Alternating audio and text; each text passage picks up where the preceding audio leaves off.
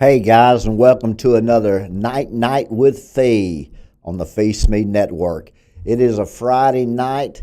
We have had good weather today. If you guys are going out tonight, be safe. You can always catch all of Phee's shows on any of our platforms from Facebook, Instagram, X, TikTok, and YouTube.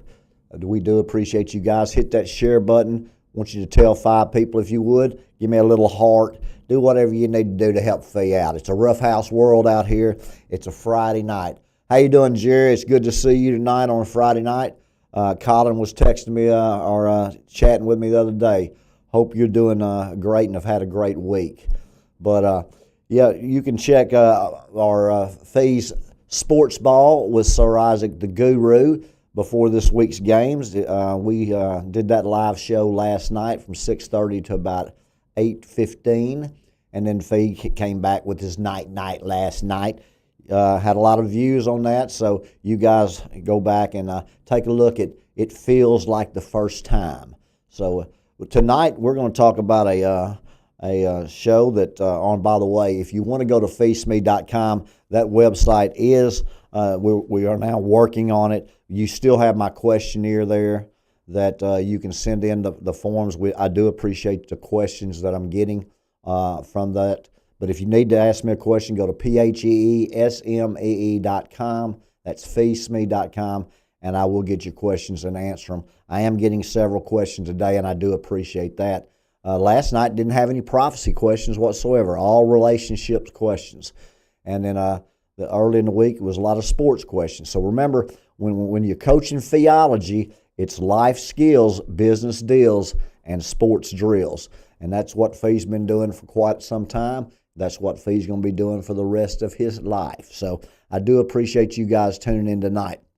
Tonight we're going to talk about the 6 aliens, and the Congress is talking about that. A lot of deception wherever you look. You're just being deceived every which way you can be deceived. So there is no rapture coming on September the 23rd. There might be some events happening in the world, but it won't be the rapture. My Lord's every single prophecy will be fulfilled before He comes back, and we've got several things that we're right on the cusp, as Jesus says in Matthew 24. This is the season. We're definitely in the season. But you got a lot of these prophecy teachers. I've never played in that sandbox, didn't know anything about it. And now, I'm knee deep in it. So a lot of these folks, I don't know what they're trying to do, or if they're just being misled because of bad information. But no rapture's coming in September. We've got a 6th trumpet war before the 7th trumpet. And the 6th trumpet war is when the 4 angels are loosed out of the Euphrates River. And those angels are loosed for a specific time, a specific hour of a specific day, to kill a third of mankind.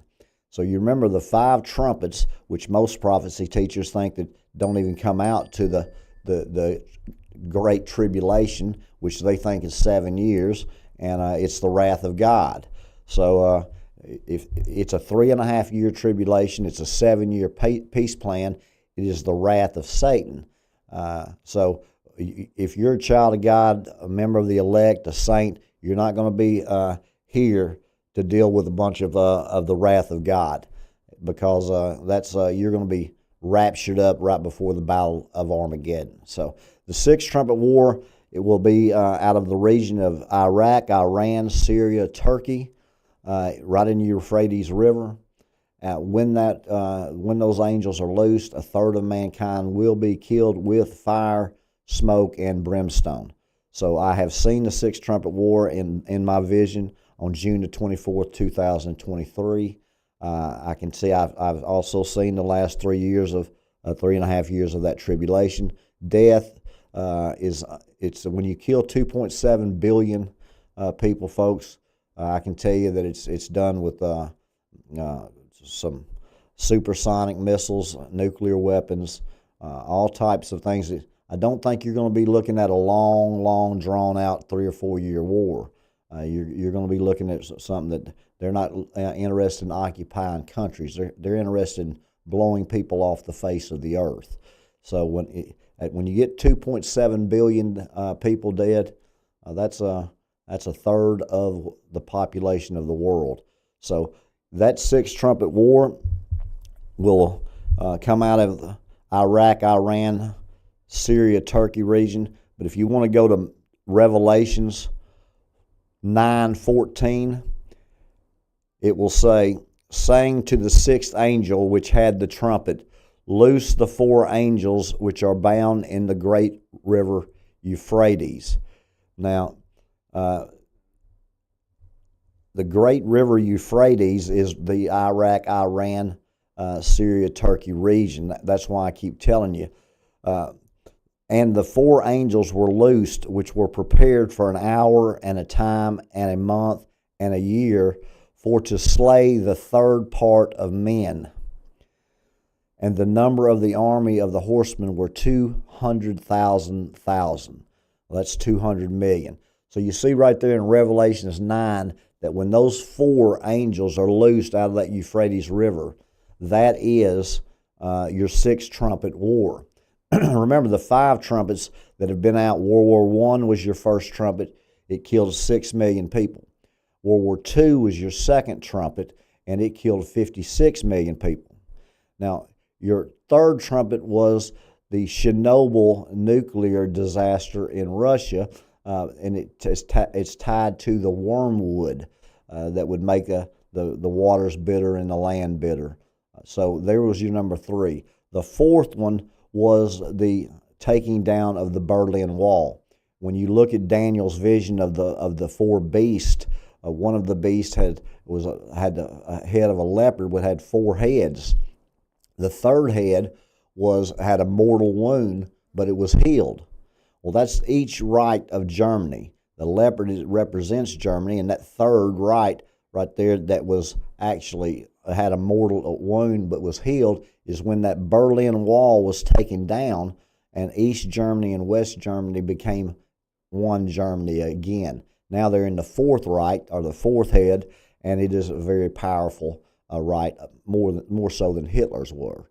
So you've got that going on in the third part of mankind with a 200 million army. Now, after the fourth trumpet, then you've got the fifth trumpet.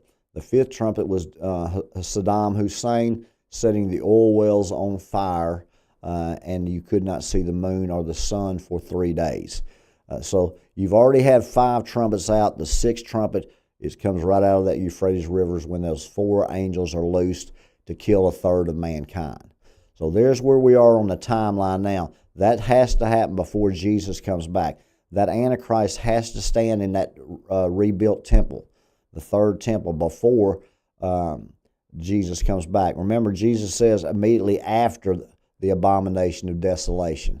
So it's not before, it's immediately after. Well, that temple, they've already done the red heifer ceremony, and that temple, they have had the plans. They're supposed to start building that temple in January. But anyway, before my Lord comes back, that temple will be built. And when the Antichrist stands in that temple 3.5 years into that 7-year peace plan and breaks that covenant and stops those daily sacrifices and proclaims himself as God with the false prophet, proclaiming and doing all types of miracles, throwing fire down from the sky. That point then, that last 3.5 years, once he does that and stops those daily sacrifices, it is the great tribulation for the saints, for the elect. He plans to persecute, kill, slay, jail, anything he can do to the Christians, the elect, the saints, the children of God. So for the 60% of the church that don't think they're going to be here, they're going to be deceived, as Jesus says in Matthew 24, that I say these things where you won't be deceived. But remember, we're not even into the rough stuff yet. All of these things have to come before we get to the bad stuff. So these people are telling you that Jesus is coming back tonight or tomorrow because of a verse that says he comes like a thief in the night. if you'll read on, it says, but you're not of the night, you're children of the light. See, because you're actually studying the Word, you're actually paying attention. You're not going to be deceived if you will stay tuned to the Phee Smee Network. Because what we're going to do is we're just going to teach you and coach you right out of the basic instructions before leaving Earth. So I do appreciate you guys tuning in on a Friday night. If you're out, I hope you're safe. And when you get back, I hope you're watching Phee Smee. He's nickel and diming and two-line rhyming and rascaling around. So anyway, let's get to these questions. I know you guys love these questions. Last night we had a bunch of relationship questions. Tonight we've got about 2 and 2. So let's get after it. Phee, what do you mean by the U.S. is supporting Israel to the end they are using the United States to commit murder? Steve, Texas. Steve, you're going to have to realize that I don't agree with everything that the Israeli government does. I certainly don't agree with or think that their people are any better than our people or anywhere in the United States. They've got all kinds of different problems over there, same ones we have here in a lot of ways. They've got politicians over there. They've got different parties over there. They've got the best intelligence folks in the world. So they do a lot of great things, but they also make a lot of mistakes. And just tell the truth, my Lord has punished them since the beginning of time because they've never done right by Him. And even Jesus talks about the synagogue of Satan. So never think that I believe that the Jews are right in everything they do. When I say I'm going to support the Jews and the United States is going to support the Jews, it's because it's biblical.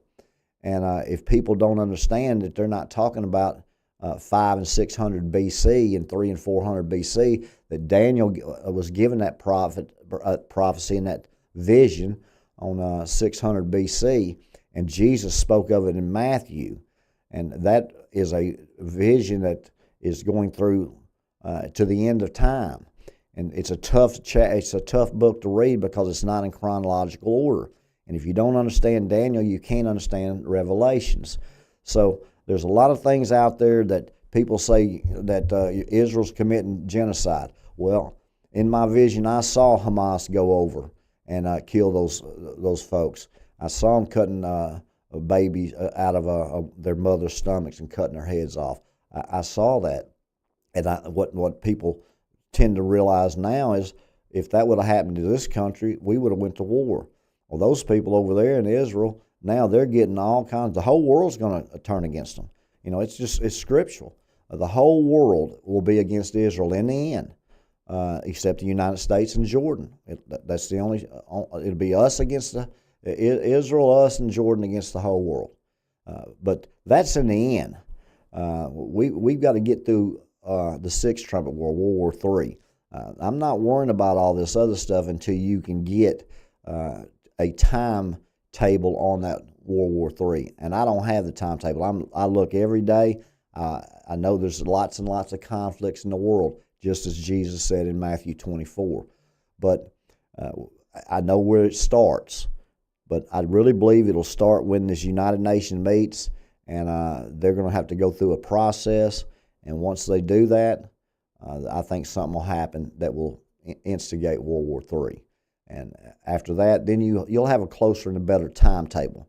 Right now, I can just tell you it's a minimum of 7 years away before my Lord comes back, and several prophecies have to be fulfilled before that comes back, including a temple being built and an Antichrist standing into it 3.5 years into a 7-year temporary peace plan that give our two-state solution that gives Palestine the West Bank and gives the Jewish people the ability to go up on the Mount of Olives with a shared temple mount. Remember, 2 of the top 5 Muslim holy sites are on that temple mount right now, the Al Mosque and the Dome of the Rock. So the Jews will have that temple built, and they hate each other, and they're going to be worshiping right beside each other, and they'll have a United Nations, UN security team that keeps the peace around there. Remember, the United Nations is your one world government, and you're going to find that when World War III is over with, remember when World War I was over with, they started the League of Nations. The United States didn't participate; it went away. And World War II was over with, they started the United Nations, and now it's been right at 80 years, and now they're prepared. Never before have they been able to do what they're going to do, and we're not going. The United States is not going to give up our sovereignty to where people can tell us what we're going to eat, how many vaccinations we're going to have, where we can go, how we can spend our money. All of these things that you're seeing all around the world right now with a global, it's a socialist, communist movement. It's going to cause tons of civil unrest in the United States that I've already seen. I'm thankful for the National Guard. I told you guys when I came on May 27th that the National Guard would be everywhere in the country. Now they've been in D.C., now they're in my hometown, Memphis, and they'll be in Chicago. Before it's over, you're going to want them to go everywhere, because whether or not they know it, they're preparing for civil unrest between terrorist attacks, cyber attacks, and the civil unrest. They're trying to unravel us from within, and they're doing a tremendous job. They're very organized. They don't mind losing $10 billion in order to get us at conflict. They're not going to be sending bombs over here. They're going to try to create lots and lots of internal chaos, and then they'll try to see what they can do as far as that supersonic missiles and trying to get our grids down and cause some real chaos. So when you ask a question and say that Israel's committing genocide in Gaza, the reason they're doing that is because of the October 7th massacre. Okay, I'm not happy with everything that they do. I don't trust everything that they do. My Lord's very explicit in His Word that they've caused Him problems they've never done right, but He still loves Jerusalem, and that's the center of the world. And I promise you this: He's going to give a remnant of the Jews are going to be saved, and we're talking about one. My Lord puts His feet on the Mount of Olives and splits it every which way He wants to split it, and that those folks are going to see the nail scars in His hand, and they're going to accept Him, but they're going to have to go through that tribulation. I mean, they're going to have to go through all that as a mortal people. With us, are the Jews, if they're actually saved or a child of God before the rapture, then they'll be raptured in an immortal body in a twinkling of an eye. And the twinkling of an eye is, like I've told you before with my math and science, is the speed of light between the retinas and the retina and the iris, and it's 1/100 millionth of a second. So it's very quick. Electricity runs at about 53,000 miles a second. So we're talking about a real quick process of being transferred from a mortal body of flesh and blood to a different dimension, a different body. So that will happen right before the Battle of Armageddon, when the Lord comes with His rewards, and we will be raptured. Until then, we're going to have to endure to the end. And why I say we stand with Israel is because it's scriptural that we stand with Israel. We are the wings of the great eagle.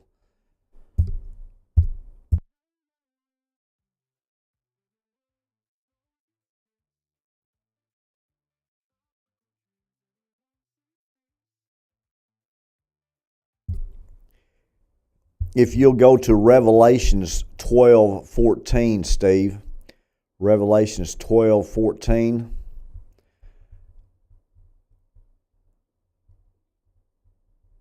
It will say right here,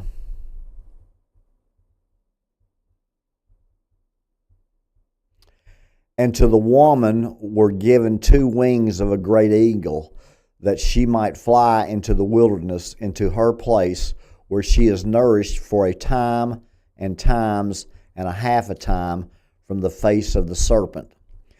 Now, if you'll go to Daniel 7:4, you'll see that Daniel sees a beast that has the head of a lion, and on the back of it, it has 2 wings. And those 2 wings are plucked from the lion, which represents the United States leaving Great Britain and having its own independence in 1776. So in Revelations, when John has his vision, there are no wings at the on the one beast. Remember, the four beasts become one from Daniel to Revelations, and the eagles aren't on this one beast because they were plucked from the line back in Daniel. So we are the eagle, and what it says here, Israel is the woman with the 12 stars. So when the eagle takes the woman with the 12 stars out in the wilderness for times and a half, that's time is 1 year, times is 2 years, and a half time. So you add those together, that's 3.5 times. Several different accounts in the Bible, 1,260 days, 42 months, times and a half. It's all 3.5 year tribulation. After those sacrifices are stopped and that covenant is broken, and as the Word of God says, Israel will sign that covenant with many nations. That's the United Nations, and right now those United Nations folks, they're fixing to meet and they're fixing to propose a bunch of stuff, but they don't have the ability to implement it right now. They'll have the ability to implement it in the future. So no matter what you see here coming up shortly, that is all political, and that's all moving in the direction they want to move in. But it doesn't mean that the day that happens, that's going to be in effect. Because remember, the United States has veto power, and they always veto stuff when it comes to Israel from the United Nations. The United Nations is anti-Israel and they're anti-American. But they like to use America because we tend to put our hands in everybody else's business, and then everybody hates us and act like they love us. So that's part of it. But there's where you get the wings of an eagle, the how I know that the United States is going to stand with Israel in the end. And do I agree with everything Israel's doing? No. But I also can tell you that this is not a new to my Lord. He's not running an audible. He knows the beginning from the end. He knows what's going to happen during. We're just playing it out. We're on the winning side. I'm coaching the winning side. All you have to do is read the basic instructions before leaving Earth. The key with that is just because I don't agree with Israel, I already know that the United States stands with them. And when this World War III hits, the Sixth Trumpet War, you're going to be thankful you live in the United States of America. Because knowing that we make it and that we're powerful enough after that to stand against basically the world with Israel and Jordan tells you that you certainly wouldn't want to be anyplace else, because we win. Now, we're going to take some death, absolutely. We're going to have all kinds of problems and chaos. I've seen it, but we win, and that's the key. And when it comes right down to it, I don't think you'd want to be anywhere else in the world than you are right here in the United States. So we need to pay our National Guard. We need to pay our police, triple our police, our National Guard. We need to train some first responders, take care of those folks money-wise. They're the reason that we win. When you put our military, our National Guard, our police, and our first responders, when people are running away from chaos, they're running to it. And so we need to be thankful for them and pay those folks and do a good job with that. But yes, I'm not pro on everything Israel does, but I already know that the United States stands with Israel. And whatever they do, and if they cause the Sixth Trumpet War, that'll be part of the God's plan in the basic instructions before leaving Earth. If Iran does something because of China and Russia, then that's it. Bottom line is, who's going to be there at the Battle of Armageddon, because Persia is Iran, and Gog and Magog is Russia, and that is the 200-man. That's the foot of the bear, and that's Russia. So they're going to make it through World War III. And China's nowhere to be found, and there's a whole lot of folks over there. So this Sixth Trumpet War is going to eliminate 1/3 of mankind, and it's not going to be the United States, Israel, and so There's a whole lot of people out there that's going to die during that Sixth Trumpet War. But if you're asking me the question why I'm supporting Israel, it's because it's in the Word of God that we are the eagle that protects the woman with the 12 stars. And so I don't agree with Israel on everything they do, but I do support the people of Israel. And I do appreciate the question, Steve, from Texas. Next question. Phee, what drills do you recommend for beginner basketball training? Thank you, Tyler in Georgia. Tyler, as a coach, I would tell you that it's great to start them young if they have an aptitude for it.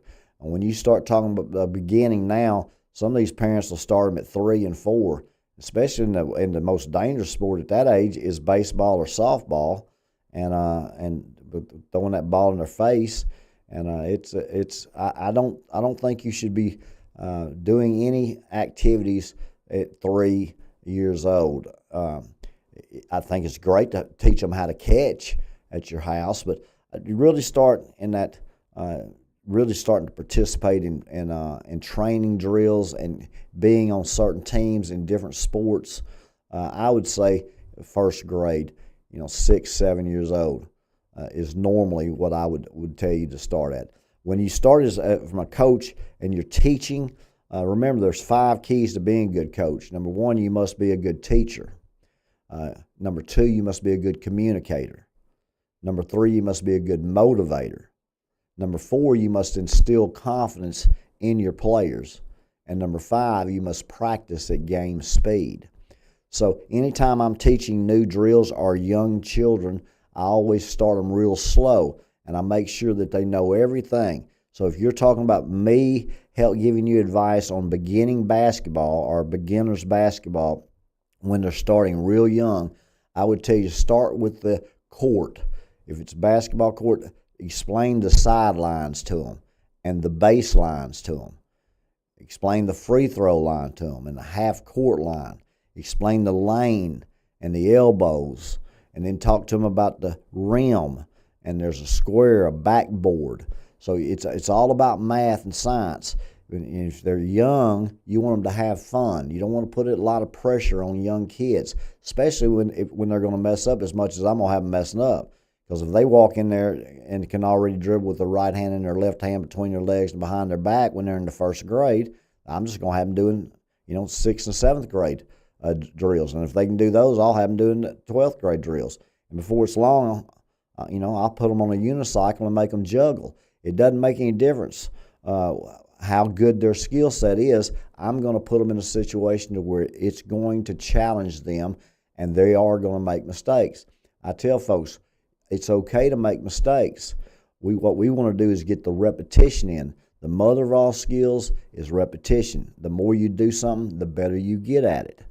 So if you're teaching beginners, you want to make sure that they understand what the court is, in baseball the diamond is, what in football the football field is. You need to understand the rules. There's 3 things you can do when you get a basketball.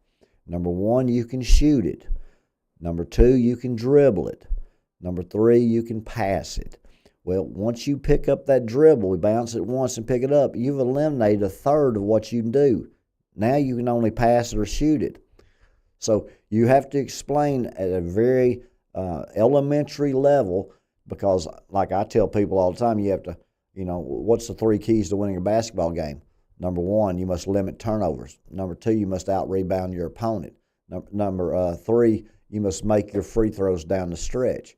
When I make my kids every single time, every student, I'm asking the 5 keys to being a good coach, the 3 keys to winning a basketball game. And after they've been there a couple times and I start asking them, they normally have memorized that, because I make my kids memorize them backwards, forwards, whatever. They have to do it in order. It's important to me that they understand the 5 keys of being a good coach, because they need to be able to recognize whether they have one or not. And then number 2 is, in any sport, the goal is to win. So if you're trying to win, the 3 keys to winning a basketball game or a football game or a baseball game or a business meeting, whatever, a relationship, whatever you're trying to win and be good at, then They normally can memorize it. They say it. But if you ask them what it means, what does it mean making your free throws down the stretch? Then the little 8-year-old doesn't have any idea what he just told me. What's the 3 keys to winning a basketball game? Limit turnovers, out-rebound your opponent, make your free throws down the stretch. That's good.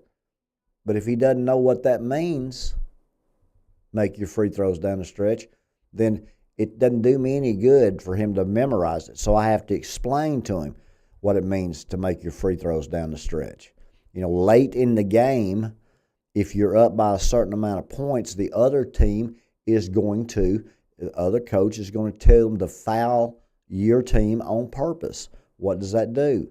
It stops the clock, which extends the game. Then you have to go, if you make your free throws, they can't catch up. But if you miss your free throws and they get the rebound, they go back down and score, they can catch up.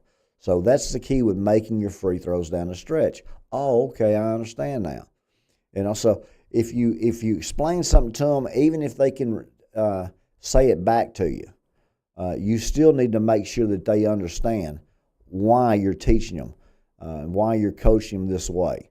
So start with the court, start with the rules. In basketball, start when you show them, tell them there's 3 things you can do when you get a ball. And then you have to go to the eyes, you have to find the target. Now, most people teach to look at the rim or the front of the rim or the back of the rim. I teach a micro shooting technique where you look at the closest net loop of where you are on the floor. Or if you're at the right angles, you'll shoot. Your target will be the backboard corner of the square. So train their eyes to be able to hit their target. Now, if they're right-handed, which 90% of them are, then you would want to take the index finger is the last finger to touch the ball, right like you're picking your nose right off that dominant eye, and flip it up like your hand's in a cookie jar with your eyes staying on that target. And if they're young, you can have them do right-hand side for right-hand layups. You just have them get on their inside foot, their left leg on the right side, and have them lift the other one up like Superman off one leg. And just make them stand there for 15 or 20 seconds. And then on the left side, you want to do it on the inside foot or the right leg. And so they have to lift the other leg out and make them stand on one foot for about 20 seconds. But you have to teach them how to make free throws. You have to teach them how to find the target. You have to teach them how to make layups. And then you have to teach them the rules of the game and the court. That's just the basics of being coaching young kids. Don't expect that they know anything. Even if they can do a lot, you still don't know. They might have had older brothers or something and been picking up a ball since they were 2 and can dribble it better than anybody else and can shoot it. You don't have any idea what their basketball IQ is. So even those folks that you think are way ahead of the others, then you still need to be able to coach them and teach them by making sure that they understand everything that's basic about that game. And so once you do that as a beginner and you've taught them just the very basics, then you would need to start doing some what I would call some around-the-world elementary drills with dribbling all around them, which their body would be the world without picking the ball up. Remember, you want them to try to recover the ball and not pick it up. I don't like my students double dribbling. And a lot of these leagues around here don't call double dribbling or walking or anything until they're like in the 3rd grade. Well, they're way behind by then. And their reasoning is the games would take so long because the kids, they pick it up and dribble and double dribble and run and walk with it all the time. Well, again, what I would say is that's a coaching issue before the season. I would make sure that you taught them how to not double dribble and how not to walk with the ball, because that's a turnover. But the referees don't call it when they're young because they'd be blowing the whistle all day long, and the folks wouldn't. The people in the stands, the parents wouldn't like it, and the kids wouldn't like it. So they just don't enforce that walking or double dribble until they're like the 3rd grade, 3rd and 4th grade, which I disagree with. I'm not my students that I have. They don't double dribble and they don't walk, and they know how to do left-hand layups when they're right-handed. They know how to do right-hand layups when they're left-handed. They know how to find the target with their eyes. They know how to put their hand in the cookie jar and hit that target. And so that's just the basics. Once you get past that, then you start getting into individual drills that are stationary. After you get into the stationary drills, then you go into full court dribbling drills, and then you have to teach them finishing moves and how to create space and reverse pivots, swing throughs, double moves, your Euro steps. Any way that you can create space in any angle to get that shot off and hit that target. That's what I'm trying to teach them. Very basic, very first practice, see if they can dribble the ball, 10 times in a row without dropping it. And then see if they can do it with their other hand. And then explain to them all about the court and the rules of the game. And then just try to work out it just very basics with right at the layups on both sides. Really close in. Most beginners, they start playing on 8-foot goals, so they're not having to try to make a shot on a 10-foot goal. And so if your kid's playing on an 8-foot goal, it's a lot easier to teach them how to shoot rather than their bad habits with them trying to throw the ball. But that's where I would start from a beginner. I've told them I've never had a student that started with me in the first grade that didn't get a college scholarship. So you give them to me young, you don't pay for college because it's repetition. They do 800 dribbling drills in the first 22 to 25 minutes and 100 shooting drills in the first 30 minutes. So then they do their 2-ball drills. And then we do our full court drills for about 30 minutes. And then we do the last 30 minutes of shooting, finishing moves, defensive footwork. And that's what we'll do. I've already got some tape. We just need to edit it and put it out for our coaching theology on some of my sessions that we'll have. And we'll also have some live sessions too once we can handle all the remotes. And I've got a staff I'm going to have to go from 2 to 4 to 8, and then we'll probably be there. But we're going to take it slow because we just never know here at the Phee Smee Network. We're nickel and diming and 2-line rhyming. But I hope I answered your question as far as what drills do you recommend for a beginner in basketball training, Tyler in Georgia. Next question. Phee, what are the signs of people secretly not liking you but acting like they do? Dana in Oklahoma. What are the signs of people secretly not liking you but acting like they do? Well, I think everybody has those type of folks in their lives. I would say that it's jealousy, most of it, insecurity, where people act one way to your face. They like you and they act like they like you, but really they're resentful about you. They're resentful. Or you see a bunch of folks, I never was a social media guy, but you see all these folks with these millions or 100,000 or 5,000 or 2,000, 500, 800 friends on their Facebook or their Instagram or those type things. A lot of those people, I would tell you, probably a third of those people could care less about you. They just want to find out about your life and what you're doing. And those are the type of people that will be pulling against you, even fan bases with coaches. If you don't like a coach but he's winning, you'll keep quiet and kind of lay in the weeds. But once he starts losing and that tide starts turning, then you can start, you have a platform. And that's what a lot of people, if you put people in a group setting, you're going to find some like you more than others. And especially if you're polarizing Phee, they either like him or they don't. There's not a lot, he's okay. He's not, that doesn't describe me a lot, but there are some people out there like that. But you'll find that there are subtle signs that they're pulling against you, or they secretly don't like you. A lot of times they're giving you backhanded compliments, those type things. But that's out there. That's real. That people are, I don't know why they would want to hang out with you if they don't like you. But I guess just the same reason people friend other folks, just to find out what's going on in their life. But if you find you're in a group setting, I can normally tell by body language whether or not they're really involved or invested in what I'm saying, or whether they're just playing a game.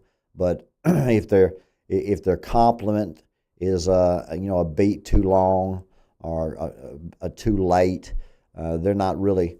It's kind of fake. That's the if they compliment you and it's kind of awkward situation, that's pretty much a fake compliment. And if you'll have a lot of times if they swap I for you in a sentence, then they're trying to make you look bad. Instead of like, would you like to do so and so? Then they would say, you probably wouldn't. So they're always trying to lead you against the other people secretly. They're also you'll find a lot of people that if they're looking at you, but their body is pointed away from you, that they're already checked out on you, or you're not as important to that conversation as someone else. So even if they're looking at you, if their waist or their feet's pointed toward the door or something, they're not really interested in what you've got to say. If they always bring up things that you've done that you don't want people to bring up, highlights of your life that didn't make you look good, and they're always bringing those up and joking and kidding and that to make you look bad to other people in a funny way. They don't go out and want to insult you, but they do want to make sure that everybody else knows of the blunders that you've made in your life. They're trying to basically, put you in your place or keep you down to where other people aren't elevating you. Remember, a lot of those group situations, status, dominance, especially with women that have very emotional intelligence. They're very intelligent folks or creatures, much more so than men. And you'll find that there's a lot of women out there that will hang out with other women that really don't like them. And that's not uncommon. It's about 60% of the folks out there. If there's 10 people out there, there's at least 2 or 3 of them that don't like you as much as the other folks, that they like the other folks in the room or the group. So if you're a polarizing personality, that you'll find there's a lot of people out there that act one way to your face and then another way behind your back. And those are the kind of people that secretly don't like you. One thing is, you don't need their validation. If you're not insecure, you don't need to chase anybody as far as for friendship or for relationships. You need to let them be a part of your life, and you need to be kind and loving to them. And they certainly need to have a heart for forgiveness, no matter what they say or what they do or what they're planning or what their agenda is behind your back. Their laughter misses a landing. That's always when they laugh. Normally, if it's a funny laugh, the laughs are very smooth up and down. If you get one of those, that's just that laugh. It lands wrong to me, and you can normally see it, and most folks actually can see it too if they're paying attention to those situations. But I'll tell you another thing is if they're more excited, enthusiastic about telling you goodbye than they were to tell you hello, that's always a sign too that they're looking forward to being apart from you. And I don't know whether that is insecurity for everyone or it's just a part of some people just don't like other folks. And there's no reason for you to go out and spend your money supposedly having a good time with people that you don't enjoy being around. So don't worry about the folks that don't like you. Enjoy the people that do. But it does bother you that some folks will act like they like you, but then they really don't. They're really pulling against you, and those are some signs that you can look at. They are subtle. They're very subtle in a lot of ways. Unless you're looking for them, a lot of times they'll just give you a choice. We're going to go to hear this band, but you probably don't want to. Something like that. That's giving you a choice, but it's also making you realize that I don't know if they really want me to go. See, or they'd say, "Hey, we want you to go to hear this band with us," instead of "We're going to hear this band, but you probably don't want to." That tells me right there that they probably don't like that. They don't like Phee, the one and only, the captain of the ship, the nickel and dimer, the two-line rhymer. So that's okay with Phee. I'm sure there'll be 2 or 3 folks over there that do like Phee, and that's who Phee would rather hang out with. So thank you for your question, Dana in Oklahoma. And next question, Phee, when will the UN recognize Palestine as a state? Jill in Oklahoma. Jill, they had a September 12th Arabic Doha summit to where 142 nations voted for a 2-state solution, or to recognize Palestine as a state, and 10 people voted against it. That one was United States, the other one was Israel. And there were 12 that abstained. So they've got the votes to where now when they go to this 22nd, 23rd September UN meeting in New York, that's what will be proposed. But you have to remember that the UN doesn't have any authority right now to actually implement or enforce all of their sanctions and all of their international criminal courts. They're not going to. It's a political only right now organization. So they're gonna actually propose that here next week or next couple of days. But when will it? And it'll be voted, and it'll pass. So will it be voted in September, or will they wait till October? And if they pass in October, then how are they going to implement it? Because right now they can't. The United Nations cannot implement or enforce any of that they're going to be voting on and saying yes, because the United States has veto power because one of those 5 from World War II countries that do. And so, plus Israel's already said they're not giving up any land. Well, it's biblical that they are. And it's also biblical that every time they do, bad things happen to them. So even though their prime minister is saying we're not doing it, and we're going on with this West Bank annexation, and we're going to put 7,000 homes in there, and the whole world's going nuts. Every television show in the middle, or television news program in the Middle East, that's all they're talking about. But they don't have the ability. When are they going to be able to tell you that or recognize Palestine as a country or a state? They can start recognizing it comes next week or next month in October. But being able to implement it, there's the key, because they're not going to be able to implement it until this 6th Trumpet War and this World War III, and then they'll have everybody get up on board and sign on to it. But right now, Israel is not going to give up the West Bank. And Gaza has nothing to do with it. It's Judea, Samaria. What they do with Gaza has nothing to do with the 2-state solution or the biblical peace plan that starts that final 7 years. So that's what you have to look at from the United Nations. They're going to end up with world power as a world government in the end. And the way they get there is through World War III, the 6th Trumpet War. But they can't implement that now. They can vote on it. They can say that it's there. They can recognize it. But as far as enforcing it, I can't tell you when that's going to be. It'll be after World War III, in my opinion. That's when you'll find that the world will come. They will all give up their sovereignty for a one world government and one world religion, and that's the Holy Roman Empire.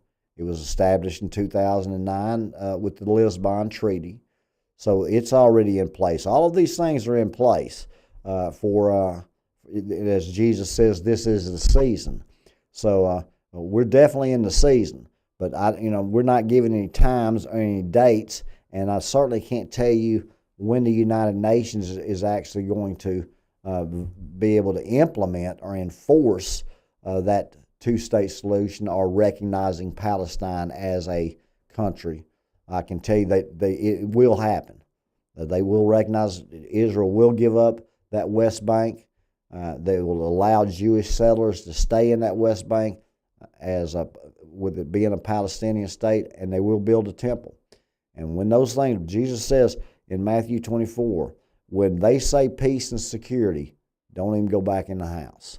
So when that Palestinian state is recognized with a two-state temporary peace plan, that's when all hell will break loose at the beginning. And then it's going to just keep getting worse and worse and worse. In the last 3.5 years, it's worse than the world has ever seen. Jesus says that no flesh would be alive if it wasn't for those days cut short because of the elect, because of the saints, because of the children of God, and that no one would be alive. That's how bad it's going to be in the last 3.5 years. But we've got several years to go through before we get to the last 3.5. So you can guarantee it's going to be at least a minimum of 7 years from today. And every day you wake up and they hadn't signed it and those things haven't been done, you got another 7 years. So quit letting people tell you that the rapture is coming on September the 23rd. And if anybody tells you when they know the UN is going to recognize the Palestinian state and can enforce it and actually do something about it, then they're smarter than Phee. I can tell you they're going to vote on it here in the next couple of days, and it's going to pass. But that doesn't mean anything right now. It's nothing more than a political organization until after the Sixth Trumpet War. So I do appreciate that question, Jill in Oklahoma. And I will tell you that between, if you want to look at Daniel 9:27, that will help you with when the Palestinians be recognized as a state. Let's go with 9:27. This is a verse that a lot of folks have definitely would know, because it's when the Antichrist actually stops those, breaks that covenant. So here we go, number 27. And he shall confirm the covenant with many for 1 week, and in the midst of the week he shall cause the sacrifice and the oblation to cease, and for the overspreading of the abominations he shall make it desolate. Now that's the Antichrist that is going to have a 7-year peace plan, and halfway through that peace plan or that covenant, the Antichrist is going to break that covenant right at the 3.5-year mark. And now if you look at Joel 2, or I think it's 3:2, you'll see that it says, I will also gather all nations and will bring them down to the valley of Jehoshaphat, and will plead with them there for my people and for my heritage Israel, whom they have scattered among the nations and parted my land. See, when he goes down there, he's saying he's going to make many people. He's going to make deals with many nations. I will also gather all nations. That's all nations are going to be going against Jerusalem or Israel. Remember, Jerusalem doesn't fall during that 3.5 years where the whole world is against them, except the United States and Jordan. That the whole world's trying to get to Jerusalem, and they still, 3.5 years after he stood in that temple and proclaimed himself as God, they still haven't been able, because in the Battle of Armageddon, remember, those armies, all those nations are coming down to invade. So you don't come down to invade something that you already occupy or you've already conquered. So for 3.5 years, you're going to have two witnesses that my Lord's going to give power to. He's going to be able to protect Israel basically through the United States of America. We are the great eagle. and the wings of an eagle that take the lady and the 12 stars to the wilderness for times and a half. That's 3.5 years. So you know that the United States wins in World War III, the Sixth Trumpet War that's coming next. Will it happen in 2 years? Will it happen in 10 minutes? I don't have any idea. But the stage is set. The chess pieces are out on the board. And whether it's Taiwan and China, or whether it's Russia and Ukraine, or NATO and Russia, or Iran with the help of Russia, India, and China going after Israel, you just don't know. You got the United States just decided they're going to go after some cartels in Venezuela. Wink, wink. They knew where that was a long time ago. Venezuela is the country with more oil than you want to shake a stick at. And they fixing to go to war about that oil.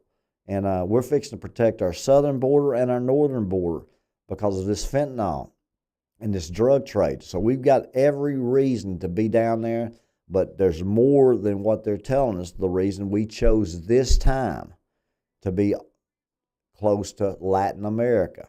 Because remember, 90% of those drug cartels operate out of Mexico. And China has got those trade routes through South America and Latin America into Mexico where they're running. And right now they're killing 257 kids a day with fentanyl. By this time next year, it'll be 2,000. Chaos is coming. So we've got to do as good a job as we're doing as far as these borders are concerned and getting these people out of the country. But the Sixth Trumpet War is what you need to be worried about, not some rapture, not some alien invasion. World War III is the next on the prophetic timeline. It is your Sixth Trumpet War, and it kills 1/3 of mankind with fire, smoke, and brimstone. So, folks, that's what you need to pay attention to. Don't worry about what all they're telling you about and all this news about September 23rd being the end of the world. It will not be. What are those folks going to do on September 24th? They ought to be tuning into the Phee Smee Network, because guess what? Fee's going to be here till it's over. And you can watch Phee live or watch Phee die, but I promise you I'm going to live a long time because I've done seen it. And guys, I hope you guys enjoy your weekend. Have a great time with watching some football or going shopping or whatever you guys like to do. This time of year for Phee, I just like the beautiful, cool weather. I'd be playing golf and watching football, and it's just I just absolutely love it. So I hope you guys enjoyed your week, and I hope you guys enjoy your weekend. Remember, guys, no matter what you're doing, you're missing something. So let's make what we're doing worth what we're missing. Night, night.